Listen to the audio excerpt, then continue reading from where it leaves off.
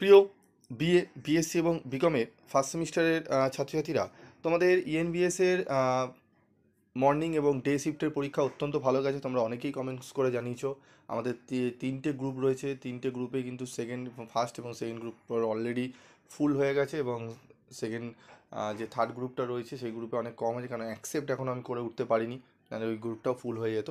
তো বিভিন্ন গ্রুপে বিভিন্ন পার্সোনাল মেসেজ আসছে যে স্যার আমাদের পরীক্ষা খুব ভালো গেছে, যা যা স্টাডি মেটেরিয়াল আপনি দিয়েছিলেন সমস্ত প্রায় কমন এসছে।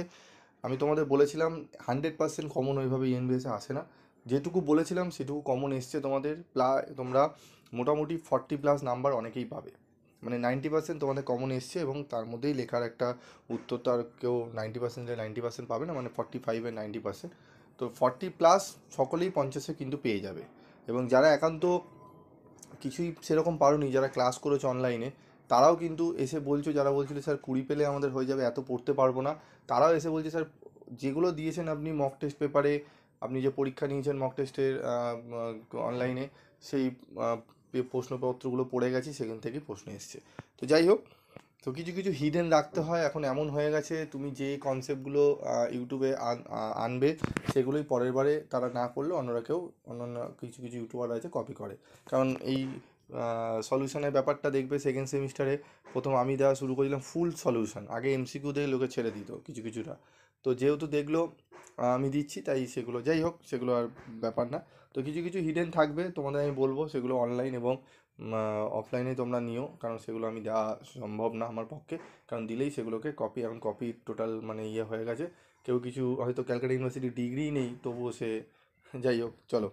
তো মডুল 1 থেকে কনস্টিটিউশন ভ্যালু, মডুল 1 থেকে তোমাদের যে প্রশ্নগুলো ভালো করে পড়তে হবে কনস্টিটিউশন ভ্যালু, যে প্রশ্নগুলো বলবো, মাত্র আমি 5টা প্রশ্ন বলবো, 5টা থেকে 6টা প্রশ্ন বলবো, 25 নম্বরের নয়, 10 নম্বর এবং 15 নম্বরে। তোমরা ভয় পেয়ে গেলে স্যার 25 নম্বরের 5টা প্রশ্ন কী করে করবো।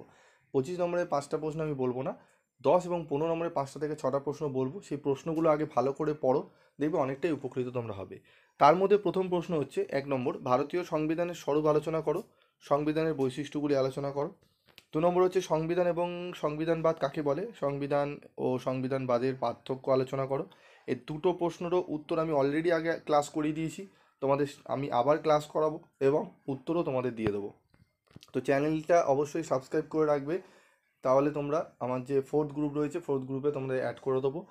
আর যদি চ্যানেল সাবস্ক্রাইব না করো তাহলে কিন্তু তোমরা ঢুকতে পারবে না। তারপর রয়েছে 3 নম্বরে, ভারতের সাংবিধানিক মূল্যবোধের ক্ষেত্রে ন্যায় বিচার ও স্বাধীনতা, সাম্য এবং সৌভ্রাতৃত্বের ধারণা আলোচনা করো। আইনের শাসন বলতে কী বোঝো, আইনের শাসন সম্পর্কে ডাইসির অভিমত ব্যাখ্যা করো।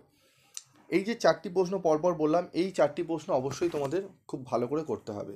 এই 4টি প্রশ্ন খুব ভালো করে পড়বে। এই 4টি প্রশ্ন কিন্তু টু দি পয়েন্ট অ্যান্সার আমি করে দিয়েছি, আমি যারা স্টাডি মেটেরিয়াল নিয়েছো আমি দিয়ে দিয়েছি। এবং এর সাথে যে কোশ্চেনটা আরেকটি ভালো ইম্পর্টেন্ট প্রশ্ন, ক্ষমতা স্বতন্ত্রীকরণের মূল নীতিগুলি আলোচনা করো। এই 5টা প্রশ্ন মডেল 1 থেকে পড়বে, তাহলেই তোমাদের আর কোনো প্রশ্ন এখন পড়ার দরকার নেই। এই 5টা প্রশ্ন একটু ভালো করে করো, দেখবে অনেকটাই উপকৃত হবে, ঠিক আছে। এবার চলে আসবো মডেল 2 থেকে। মডেল 2 থেকে কী প্রশ্ন পড়বো, মাত্র 2টি প্রশ্ন আমরা পড়বো। আচ্ছা, মডেল 1-এর আরেকটি প্রশ্ন রয়েছে, যদি পারো তো পড়তে পারো এই প্রশ্নটি। যারা মনে করছো না স্যার একটু রিস্ক নেবো না, আরেকটা প্রশ্ন আমরা চাইলে পড়ে নিতে পারবো, একদিন গ্যাপ আছে। তো ভারতীয় সংবিধানের প্রস্তাবনায় গণতন্ত্র বা প্রজাতন্ত্র সমাজতন্ত্র শব্দটির অর্থ ব্যাখ্যা করো। তারপর দেখো মডেল 2। মডেল 2-এ রয়েছে সংবিধানের 51A নম্বর ধারায় মৌলিক কর্তব্যগুলি উল্লেখ করো। তারপর রয়েছে দেখো মৌলিক কর্তব্যের তাৎপর্য আলোচনা করো, এর সমালোচনা আলোচনা করো। 3, ভারতের সংবিধানে মৌলিক কর্তব্যের আইনি মর্যাদা বিশ্লেষণ করো। এই 3টে প্রশ্ন মাত্র, এই 3টে প্রশ্ন মডেল 2 থেকে করে যাও। আমি আশা করি এখান থেকে হয়তো 15 এবং 10 করে তোমাদের 25, এই 3টের মধ্যে যে কোনো দুটো প্রশ্ন নিয়ে তোমাদের 25 নম্বর করে দেবে। এই 3টে প্রশ্ন ভালো করে পড়ো, এই 3টে, এবং মডেল 1 থেকে প্রথম যে 4টি প্রশ্ন বললাম সেই 4টি তো অবশ্যই আগে পড়বে।